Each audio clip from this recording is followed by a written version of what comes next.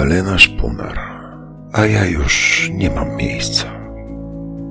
W każdej szczeliny mojego domu wyzierają ukraińskie mary. Za stolika obok nocnej lampki zerka na mnie stężała kobieta, wielokrotnie skaleczona przez rosyjskich hucz. Spod regału z książkami martwym wzrokiem patrzy na mnie chłopiec, odarty z niewinności na oczach matki. W wannie leżą bezwładnie skrępowane ciała mieszkańców Buczy i wszystko w domu moim na 66 metrach. Kolejne ciała przebywają, a ja już nie mam miejsca.